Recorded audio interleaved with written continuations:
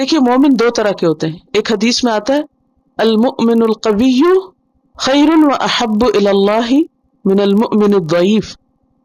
قوی مومن، مضبوط مومن، طاقتور مومن ضعیف مومن سے زیادہ بہتر ہے اور اللہ کو زیادہ پیارا ہے. اس کا یہ مطلب نہیں کہ جو فزیکلی طاقتور ہو، کوئی پہلوان ہو، یعنی پہلوان اللہ کو زیادہ پیارے ہیں، یہ معنی نہیں ہے. اس سے مراد ایمان کی طاقت ہے. خواہ کوئی شخص پیرالائز ہی کیوں نہ ہو، لیکن اس کے دل کا جذبہ اور اس کے اندر کی قوت مراد ہے کہ وہ دین کے کسی حکم کو کس طرح لیتا ہے، اس کے اندر جذبہ کیا، وہ کرنا کیا چاہتا ہے. تو المؤمن القوی خیر و احب الی اللہ من المؤمن الضعیف وفی کل خیر، اور ہر ایک میں بھلائی ہے. احرص علی ما ینفعک، حریص بن جاؤ اس پر جو تم کو فائدہ دے. فائدہ دینے والی چیزوں پر حریص بن جاؤ. یعنی قوت کی علامت کیا ہے؟ کیسے قوت سے پکڑو گے؟ حریص ہو جاؤ. اور ابھی میں نے حرص کی کیا ڈیفینیشن بتائی تھی؟ کنیکٹ کیا کرے نا چیزوں کو. حرص وہ شدید جذبہ ہوتا ہے کسی چیز کو پانے کا کہ جو عمل میں ڈھل جاتا ہے، جو انسان ایکشن لے لیتا ہے. پھر احرص علی ما ینفعک. اچھا نفع کوئی صرف مال و دولت کا نفع نہیں ہے، یہاں نفع سے مراد ایمان میں اضافہ کرنے والی چیزیں، دین میں آگے بڑھانے والی چیزیں. تو ہمیں کیا حکم دیا جا رہا ہے؟ خذوا ما آتیناکم بقوۃ سے مراد پھر کیا ہے کہ جو چیز تمہیں فائدہ دیتی ہے تمہارے دین میں، تمہارے ایمان میں، اس کو حاصل کرنے میں، اس کو پکڑنے میں پیچھے نہ رہو بلکہ اس کی حرص رکھو. واستعن باللہ، اور اگر حالات اجازت نہ دیتے ہو تو کیا کرو؟ اللہ سے مدد مانگو. ولا تعجز، عاجز ہو کے بیٹھ نہ جاؤ، کمزوری نہ دکھاؤ، یہ تو ہو ہی نہیں سکتا. وَإِنْ أَصَابَكَ شَيْءٌ، اور اگر تمہیں کوئی مصیبت پہنچے، فَلَا تَقُلْ، تو مت کہو لَوْ أَنِّي فَعَلْتُ كَذَا وَكَذَا، کاش میں ایسا اور ویسا کر لیتا. وَلَكِنْ قُلْ، لیکن کیا کہو؟ قدر اللہ، اللہ کا فیصلہ یہ تھا. نہیں اپنی سے پوری کوشش کر کے پھر کیا ہے؟ اللہ پہ چھوڑ دو.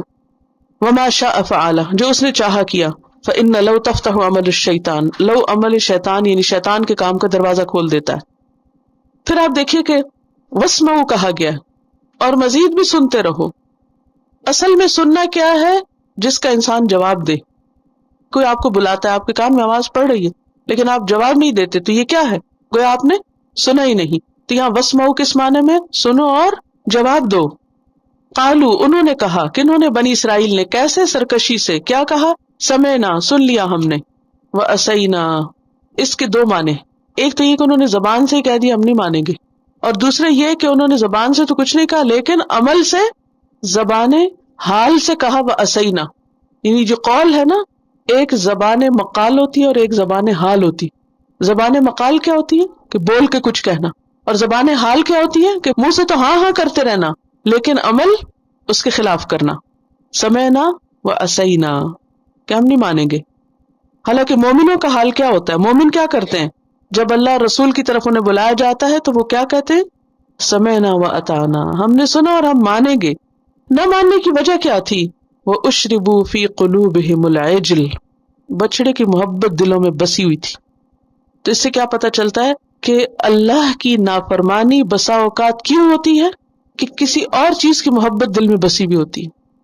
ہم اپنی نافرمانیوں کو دیکھیں، ہم اللہ کے حکم کیوں نہیں مانتے؟ ہمیں پتہ ہے نماز پڑھنی چاہیے، کیوں چھوڑ دیتے؟ ہمیں پتہ ہے کہ کسی کی غیبت نہیں کرنی چاہیے، کیوں کر بیٹھتے؟ بہت سی باتیں جن کا پتہ ہے مسلمانوں کو. آپ دیکھیں آج مسلمان شراب بھی پیتے ہیں، زنا بھی کرتے ہیں، سود بھی لیتے ہیں، دھوکہ بازی بھی کرتے ہیں، قتل و غارت بھی کرتے ہیں. کیا کسی مسلمان کو نہیں پتہ یہ غلط کام ہے؟ سب کو پتہ نہیں غلط ہے. یہ ایسی برائیاں ہیں جیسے جھوٹ بولنا، دھوکہ دینا، وعدہ خلافی کرنا، غیبت کرنا، چوری کرنا، یہ سب کو پتہ ہے. بچے کو پتہ ہے کہ یہ سب غلط ہے، کیونکہ اگر یہ شریعت نہ بھی ہم کو بتائے تو ہماری عقل، ہمارا دل کہتے کہ برائیاں یہ غلط کام ہے، لیکن کیوں نہیں چھوڑ پاتے؟ اور کتنے کام جن کا کرنے کا ہمیں حکم دیا گیا کہ کرو، اقیموا الصلاۃ وآتوا الزکاۃ، کیوں نہیں کرتے؟ واشربوا فی قلوبہم العجل، ہر ایک کا کوئی نہ کوئی عجل ہے، ہر ایک کا کوئی نہ کوئی بت ہے. وہ بت اس کو روکے ہوئے اللہ کی فرما برداری سے. وَإِذْ أَخَذْنَا مِيثَاقَكُمْ وَرَفَعْنَا فَوْقَكُمُ الطُّورَ خُذُوا مَا آتَيْنَاكُمْ